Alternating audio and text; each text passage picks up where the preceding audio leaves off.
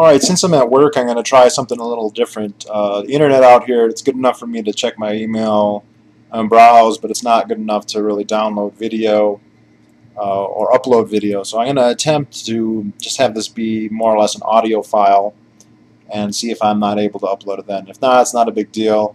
It's not imperative that I continue to make videos, but it'd be nice to have the option in case there's something I really felt a need to pontificate about. And for this, I want to address a few comments made by one of my first and longest subscribers, Safewaysecurity, libertarian in California. He and I mean, the very first comment he ever made on a video with me is that he felt like he was looking into a mirror. I don't know if that means that we actually look similar or if he just agreed with me to that degree. He's definitely a libertarian, and like me, he has a strong emphasis on gun rights, which to the extent that in some circles that can seem conservative, but really it's one of the areas where there's a lot of overlap. Anyway, he had some concerns about total private land ownership. He speculated that it seems at least possible that in a situation where there were no parks, where there was no government ownership, that the possibility of, say, something like some form of intensive and widespread exploitation would be possible, and he cited perhaps a widespread clear cutting. And this has to be admitted is theoretically possible. If you have 10,000 owners of private land, and all 10,000 of them decide suddenly to clear cut their land, then in a free market there's no mechanism to prevent that, really. And so it has to be admitted that it is possible. However, one has to bear in mind how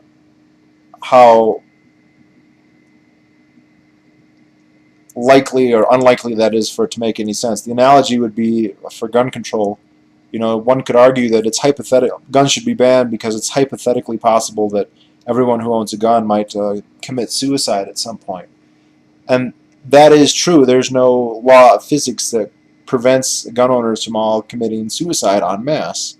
However, what's the odds that that would ever happen? It's very, very small.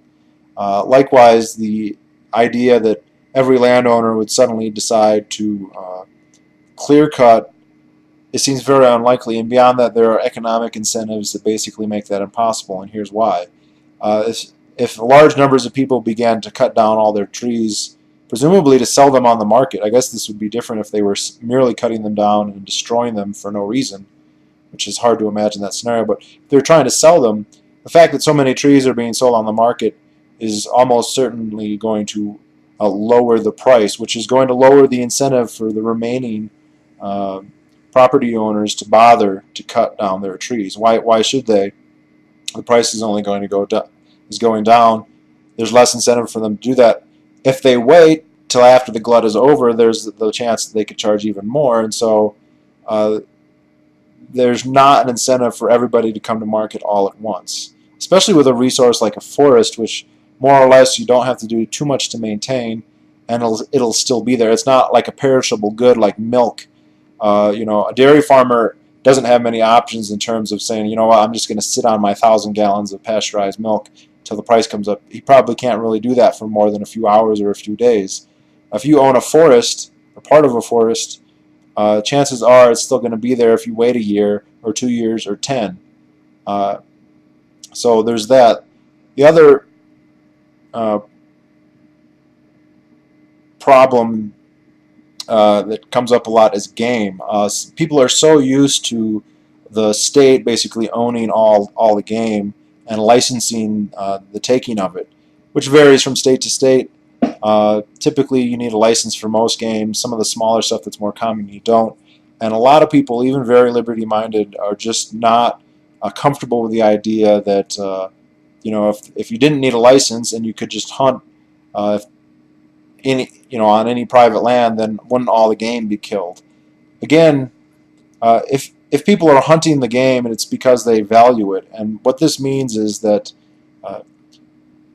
as the population of a particular game animal is depleted through hunting, the relative value of the remaining animals tends to increase. And what this does is put the incentives on the side of people who don't want to kill them all right away, but those who want to preserve them. If you own a plot of land that, say, has deer on it, and the number of deer is dwindling, those deer become more valuable. And the idea that you could have them be worth more in the future to hunters is going to actually cause you to try and proliferate them. You'll try and make your land more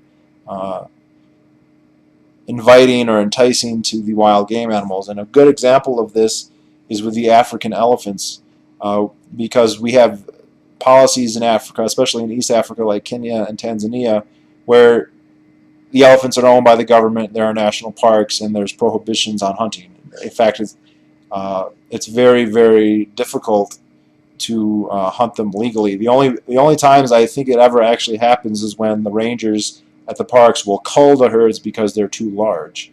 Which is interesting. They'll spend tax money to slaughter, dozens, even hundreds of elephants at a time, but they will refuse to have a millionaire pay $100,000 to shoot them slowly. But if you go to South Africa, there's no licensing for hunting animals. Any game on your property is yours for the taking, and you, if you wanted to, could just go and shoot all of them and put them into a mass grave. Now, that's not ever going to really happen because they're too valuable. Why would you just shoot the elephants on your land when Ted Nugent will give you $100,000 to do it for you?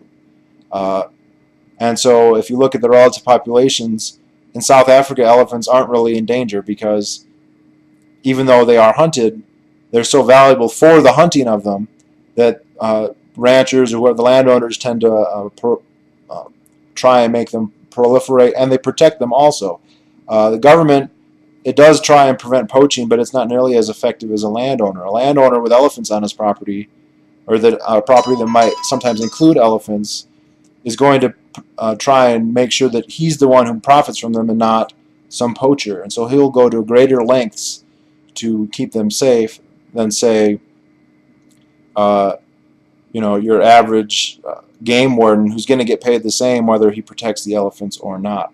And I use elephants as an example, not only because they're a famous animal, but because they have low production rates, they require a lot of food, they require a lot of range. They're much more costly in terms of resources than any game animal you're going to find in North America, much more than deer or elk or moose or bear. And so if it works for elephants, it's going to work for anything else, quite frankly. And so to come back, I'm from Michigan. I'm not a hunter, but my dad is. And I'll start by saying that the area in Michigan I am, there's no federal land, say, in post offices, and there's very, very little state land. It's all private, and yet it's not denuded of forest. It's mostly forested. And in fact, I'm surrounded by forests, and all of it is private land. And where my dad hunts is private land, and it's a forest. So empirically, there's no basis for worrying about, this is going back to the original, there's no basis for worrying that all the forests will be gone, because we have states where there's a lot of private land and there are plenty of forests. To get massive clear cutting, you basically have to have a massive landowner, and that is almost certainly going to be the government. Back to the game question, property owners with deer on their land like to be able to hunt them or like to have their friends hunt them, and so they restrict access and they protect the population more.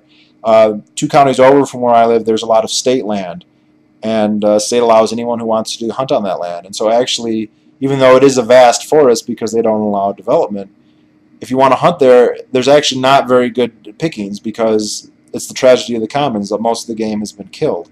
If you come to the counties where there's more private land, you got to know somebody or whatever, or be willing to pay, which is not hard. Everybody knows somebody who has land.